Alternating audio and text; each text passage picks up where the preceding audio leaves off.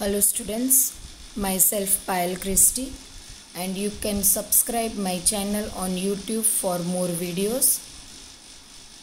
Now let's begin the second part of the poem An Elementary School Classroom in a Slum, written by Stephen Spender.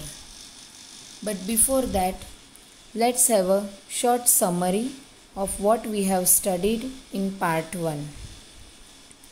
The children of an elementary school classroom in a slum, they look very pathetic and miserable.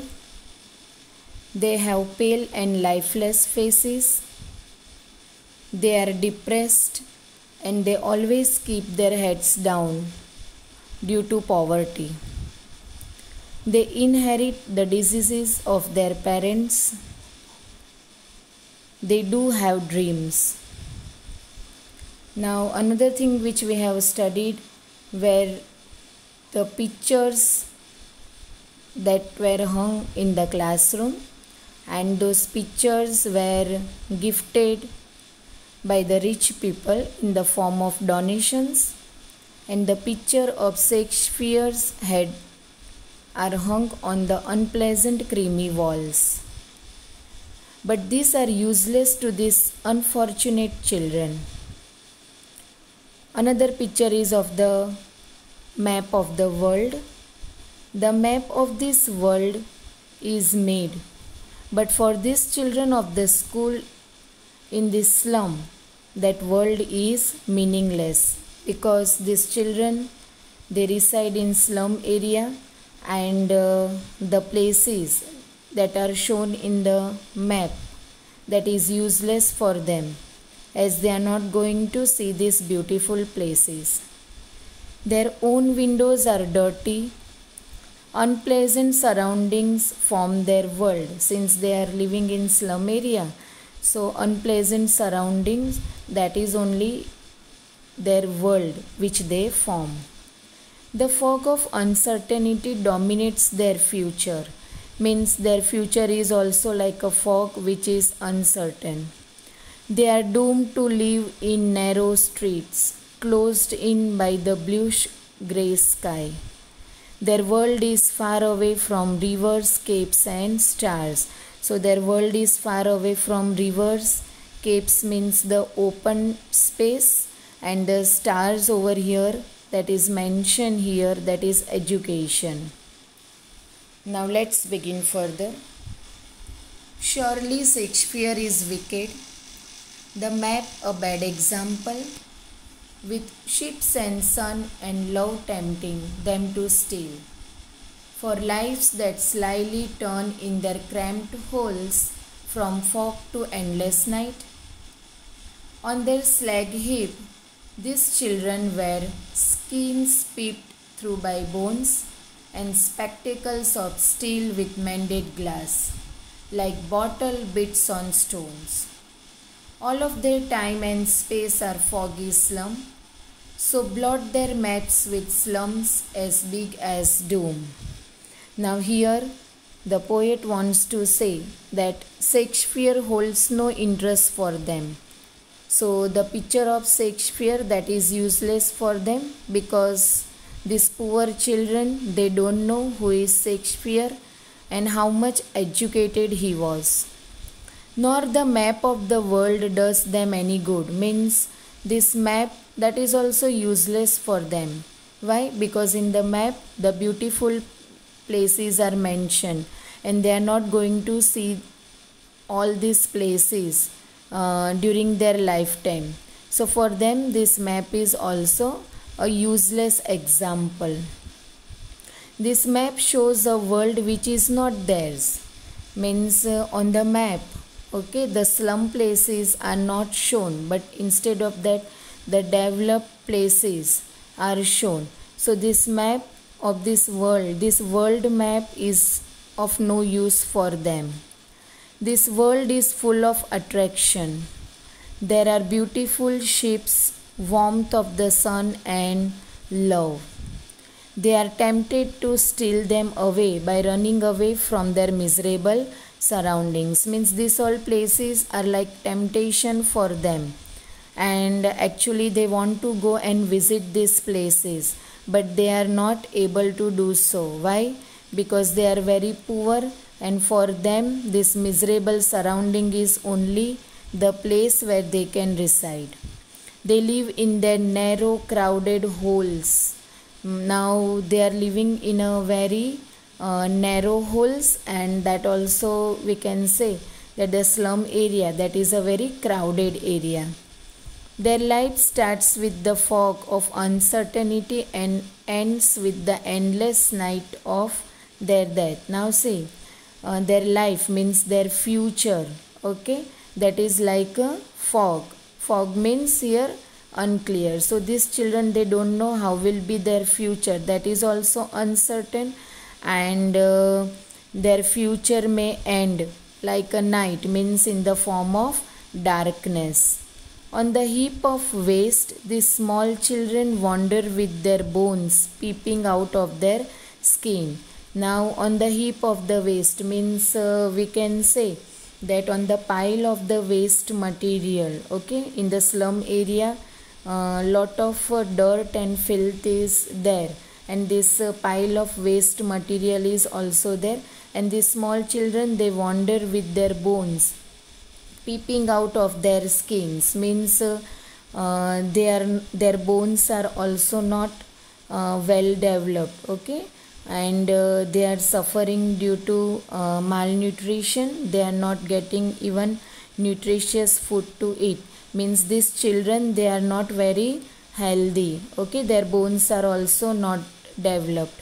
Wearing spectacles of steel with mended glasses, they look like pieces of broken bottles on the stone, means their spectacles, they are also made up of steel with mended glasses, means with broken glasses, we can say they have joined their spectacles with different broken glasses, because they don't have enough money to buy the new one, and these broken glasses of their spectacles, they look like pieces of broken bottles on the stone. All their time and space is spent in these dirty and foggy slums, means all their time, since they are living in the slum area, so all their time and space, okay, that is spent in these dirty and uncertain slums. These slums are nothing less than living hells. Now this slum area is nothing else than living hells, okay. So this slum area is compared with hell by the author Stephen Spender. Actually they are a blot and on their civilized world, means they are a blot on the civilized world, the world of the rich and the great. So we can say that these children, okay, they are living in the slum area, and it is like a blot for them, okay, for their civilized world and the world of the rich and the great, means they are never going to enjoy the world as the rich people and the great people are enjoying.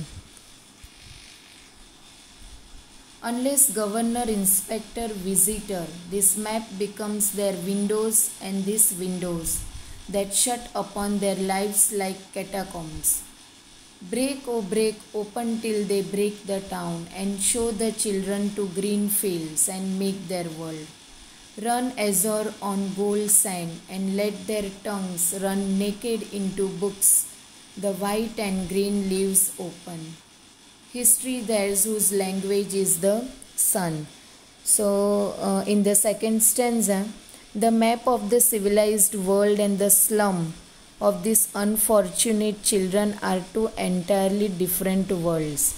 Now here the governors, inspectors, visitors, okay, all these powerful persons who can bring a great change in the miserable lives of the slum children. These people can bring a great change in the miserable lives of the slum children. Okay, they are only the persons who can remove social injustice and class inequalities.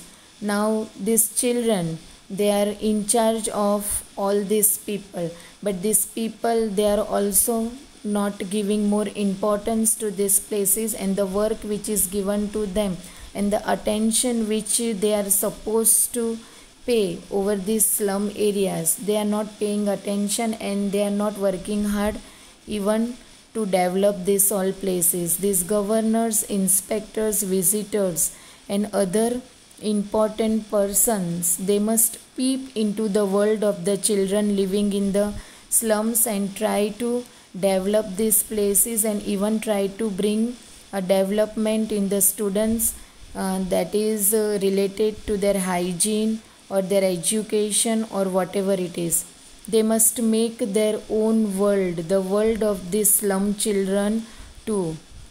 The unsuitable environment of the slum has blocked all their gates to progress. Now this environment in which they are living, that is unsuitable, as we have seen the slum area, and that is a great blockage for these children to progress in their life. They are lying shut like catacombs. Catacombs means we can say underground graves. These obstacles should be broken.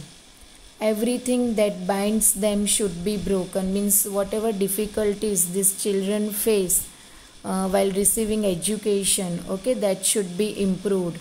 They must be allowed to breathe in open. As we know that the slum area, they are very congested, they are very narrow. These children should be allowed to breathe in open. They should get open space to play, to breathe and to enjoy their life. They must be allowed to come out of their narrow lanes. Narrow lanes means the slum area. They must be allowed to come out from there.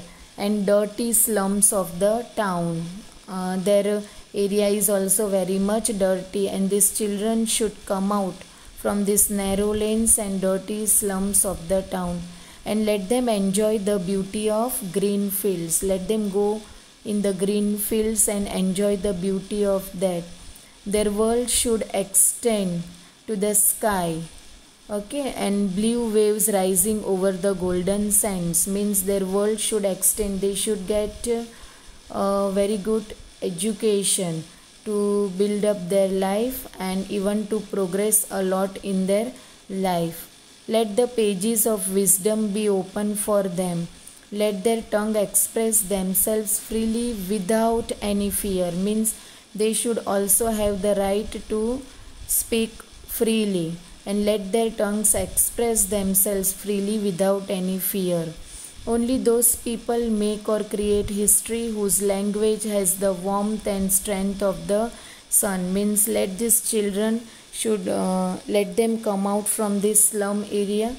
Let them enjoy the open space, and once if they will come out from this area, and once when they will enjoy the open space, then only they will be able to create history whose language has the warmth and strength of the sun, means they will be able to enjoy these all places, and that is a great strength for them, and they will be able to bright their future. So here our poem gets over. Thanks for watching the video. Stay home, stay safe.